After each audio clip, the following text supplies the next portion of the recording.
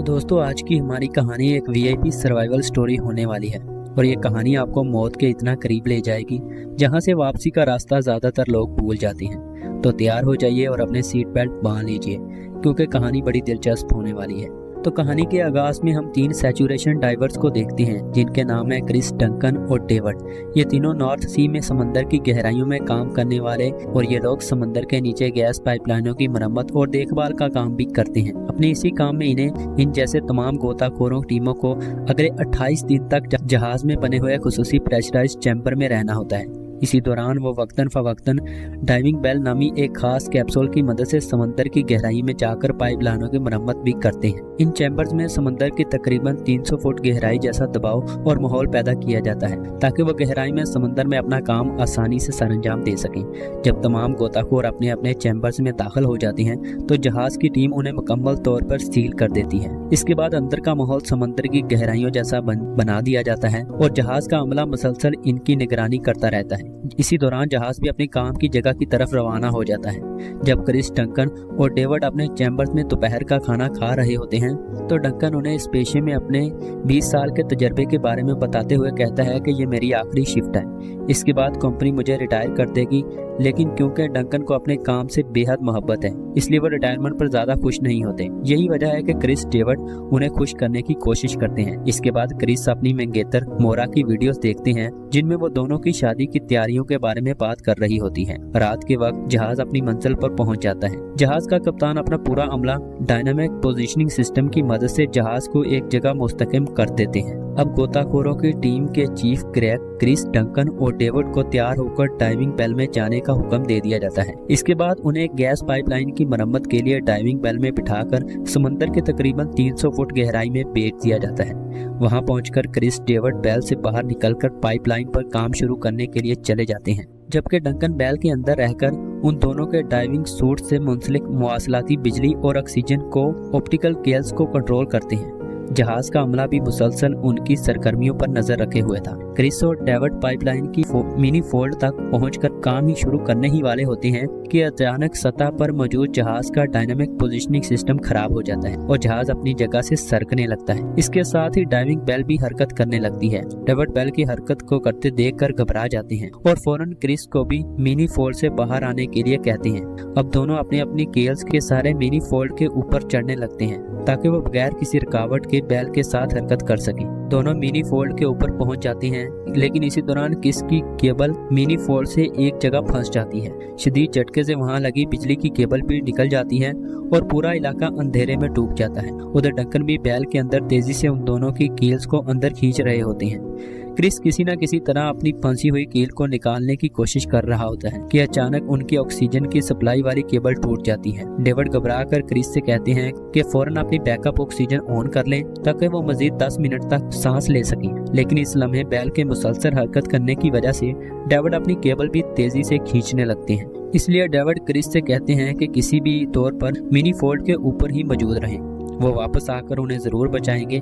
मगर इसी दौरान जहाज मुकम्मल तौर पर बेकाबू होकर वहां से दूर जाने लगता है और क्रिस की तमाम कील्स टूट जाती हैं। अब डेविड भी बेल के साथ खींचते हुए दूर जाने लगते हैं। डंकन पूरी ताकत से उनकी कील्स को बेल के अंदर खींच रहे होते हैं लेकिन जब उनके हाथ में सिर्फ क्रिस की टूटी हुई केबल रह जाती है तो वो कम से निडाल हो जाती हैं। जहाज का पूरा अमला भी क्रिस की हालत पर शदीद परेशान हो जाता है।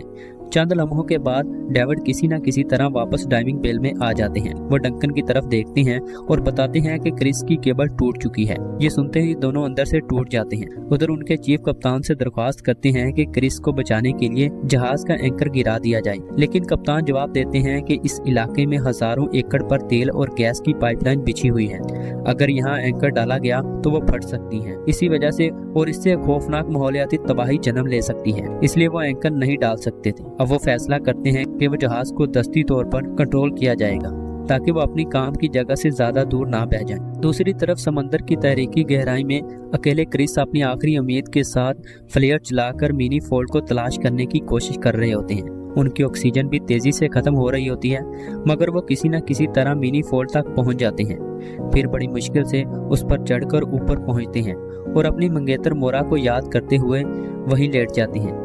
अब इनकी ऑक्सीजन मुकम्मल तौर पर खत्म हो चुकी होती है और इनकी फ्लेयर्स भी बुझ जाते हैं। उधर उनकी टीम के चीफ जहाज के एक अमले के रुकन के साथ मिलकर एक रिमोट ऑपरेटेड व्हीकल्स की मदद से कि क्रिस को मिनी फोल्ड के ऊपर पड़ा हुआ तलाश कर लेते हैं। उनकी मामूली सी हरकत देखकर उन्हें अंदाजा हो जाता है कि वो अभी भी जिंदा है, अगरचे ये होश में आ चुके होते हैं। इसी वक्त तक उनकी ऑक्सीजन खत्म हुए 7 मिनट से ज्यादा गुजर चुके होते हैं। चीफ खुद उस व्हीकल को कंट्रोल करते हैं और उसके जरिए क्रिस के सूट के क्लिप को पकड़कर उन्हें ऊपर लाने की कोशिश करते हैं, लेकिन वो कामयाब नहीं हो पाते। तब उन्हें मालूम होता है कि क्रिस ने खुद को एक हुक के जरिए मिनी फोल्ड से बांध कर रखा हुआ है ताकि बेहोश होने की सूरत में वो समंदर की लहरों में बह न जाए। अब क्रिस की ऑक्सीजन खत्म हुए 16 मिनट गुजर चुके होते हैं। इधर डंकन अपने पुराने साथी रैक को याद कर रहे होते हैं जिसे वो एक ऐसे ही हादसे में खो चुके थे। वो नहीं चाहते कि क्रिस के साथ भी यही अंजाम हो। इसी दौरान डेविड उनसे कहते हैं कि हम किसी न किसी तरह से क्रिस को बचा लेंगे। उस वक्त जहाज का अमला डायनामिक पोजिशनिंग सिस्टम को दोबारा सही करने में कामयाब हो जाता है। वो जहाज को वापस काम की जगह पर ले आते हैं और उसे दोबारा सेट कर देते हैं। चीफ क्रेग डाइविंग बेल में मौजूद डंकन और डेविड से राब्ता करके उन्हें मिनी फोल्ड पर मौजूद क्रिस की सही जगह बताते हैं। अब डेविड एक बार फिर डाइविंग बेल से बाहर निकलते हैं, क्रिस तक पहुंचते हैं, उन्हें एक हिफाजती क्लिप के जरिए अपने साथ बांधते हैं और उन्हें लेकर वापस डाइविंग बेल की तरफ रवाना हो जाते हैं। और यहाँ क्रिस का वजन बहुत ज्यादा होने के बावजूद डेविड बड़ी मुश्किल से उन्हें डाइविंग बेल तक पहुँचाने में कामयाब हो जाती है। इस वक्त तक क्रिस की ऑक्सीजन खत्म हुए 29 मिनट गुजर चुके होते हैं। अब डंकन एक दूसरी केबल की मदद से क्रिस को बेल के अंदर खींच लेते हैं और फौरन उन्हें सीपीआर देकर दोबारा जिंदा करने की कोशिश करते हैं। थोड़ी देर कोशिश करने के बाद आखिरकार क्रिस दोबारा सांस लेने लगते हैं। इसी दौरान डेविड भी बेल के अंदर वापस आ जाते हैं और दोनों मिलकर क्रिस से बात करने की कोशिश करते हैं, मगर इब्तिदा में वो कोई रद्द अमल नहीं देते। ऑक्सीजन की शदीद कमी के बायस उनका दिमाग वक्ती तौर पर सुस्त हो चुका होता है और दोनों को लगने लगता है कि शायद वो बहुत देर कर चुके हैं। लेकिन फिर अचानक क्रिस बोलना शुरू कर देते हैं और मामूल के मुताबिक रद्द अमल देने लगते हैं। ये देखकर डेविड और डंकन खुशी से झूम उठते हैं। जहाज पर मौजूद सारा अमला क्रिस को दोबारा जिंदा देखकर बेहद खुश होता है। इसके बाद डाइविंग बेल को वापस जहाज पर लाया जाता है और घर वापस पहुंचने तक क्रिस अपने प्रेशर चैम्बर में आराम करते हैं। वहां वो डेविड को समंदर में बेहोश होने के दौरान अपने एहसासात और तजर्बात के बारे में बताते हैं और उनका शुक्रिया अदा भी करते हैं। अगले दिन क्रिस अपनी मंगेतर मोरा को फोन करके बताते हैं कि जहाज में पेश आने वाली खराबी की वजह से उनकी रोटेशन रोक दी गई है और वो कल तक घर पहुंच जाएंगे।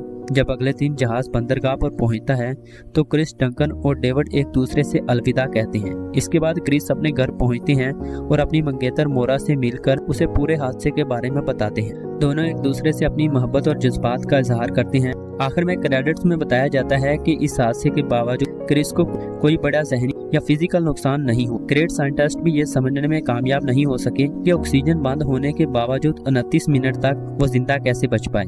इसके बाद हमें रियल क्रिस की शादी की झलकियां भी दिखाई जाती हैं। 3 हफ्ते के बाद क्रिस, डेविड और डंकन दोबारा अपनी ड्यूटी पर वापस आते हैं और अपना अधूरा काम मुकम्मल करते हैं। इसी के साथ ये कहानी हो जाती है खत्म। तो दोस्तों, ये कहानी हमें बताती है कि जितनी भी मुश्किलात हों, हमें आखिरी सांस तक जान मारनी चाहिए और कभी भी हार नहीं माननी चाहिए।